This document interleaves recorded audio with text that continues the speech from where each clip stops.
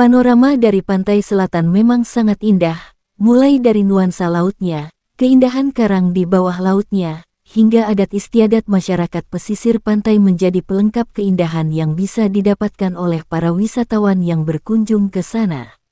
Kendati terkenal akan keindahannya, kita juga tidak bisa memungkiri bahwa kisah mistis dan mitos di wilayah pantai selatan juga berkembang dan terkenal sangat pesat.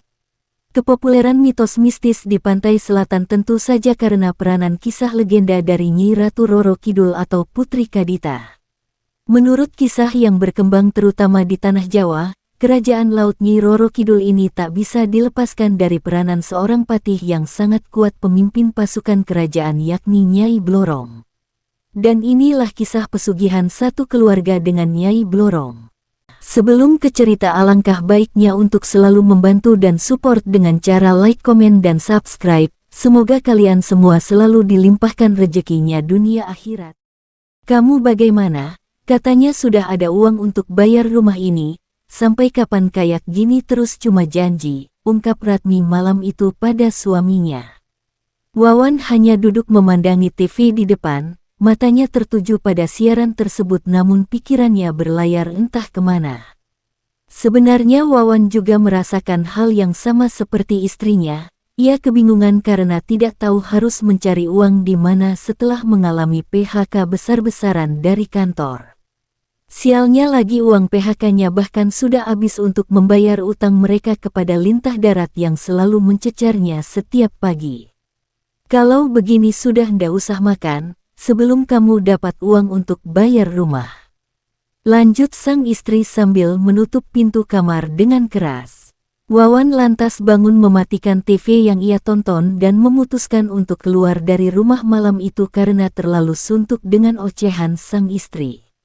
Ia mengeluarkan sebatang rokok yang sudah ia simpan di kantong. Hembusan demi hembusan ia keluarkan berharap pikiran kalutnya pergi bersama dengan asap tersebut. Selama perjalanan pikiran yang ada di benak Wawan hanya bagaimana bisa mendapat uang secara cepat untuk membayar rumah dan memenuhi hidupnya sehari-hari. Sesekali Wawan hanya bengong namun kakinya tetap melangkah tanpa tujuan hingga ia dibuat terkejut saat seorang kakek menepuk pundaknya. Saya tahu kamu bisa dapat uang itu dari mana. Belum sempat mengeluarkan kata-kata seperti sudah terhipnotis. Lantas Wawan mengikuti kemana perginya sang kakek hingga akhirnya ia tiba di sebuah rawa yang ditumbuhi dengan bunga teratai. Perempuan di dalam air sana bisa memberi kamu kekayaan, syaratnya kamu hanya perlu untuk mengikuti perintahnya. Wawan memandangi air keruh yang hampir seluruh permukaan tertutup dengan daun itu, ia bingung sebenarnya apa yang ia lakukan saat ini akan berhasil. Namun tidak berselang lama, air dari danau tersebut bergerak memutar dan dari sana keluar sosok makhluk yang belum Wawan temui sepanjang hidupnya. Pasalnya paras wanita ini sangat cantik dengan mahkota emas kecil di bagian kepala dan selendang hijau menutupi leher putihnya yang jenjang. Makhluk itu keluar dari air dan melayang tepat di hadapan Wawan.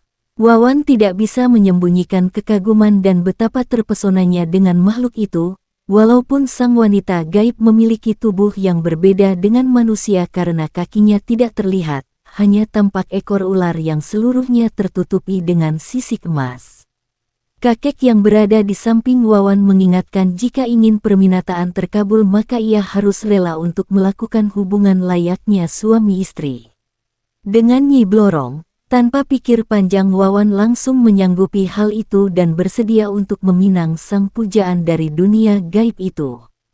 Setiap malam Jumat Legi Wawan selalu memenuhi tugas sebagai suami dari Nyi Blorong di kamar khusus belakang rumah. Istrinya, Ratmi tidak mengetahui jika ia sudah dikhianati demi kekayaan semata.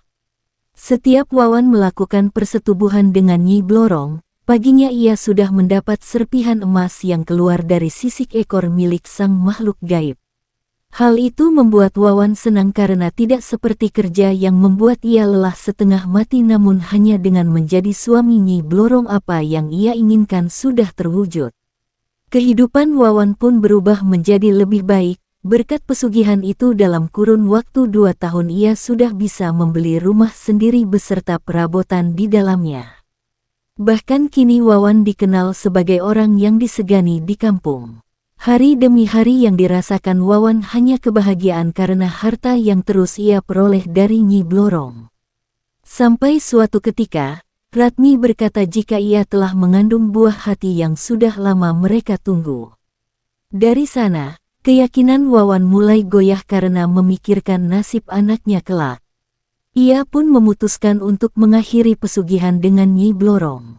Namun keesokan pagi warga menemukan Wawan dan Ratmi mati di tempat tidur dalam keadaan mata terbuka dan lidah yang menjulur keluar.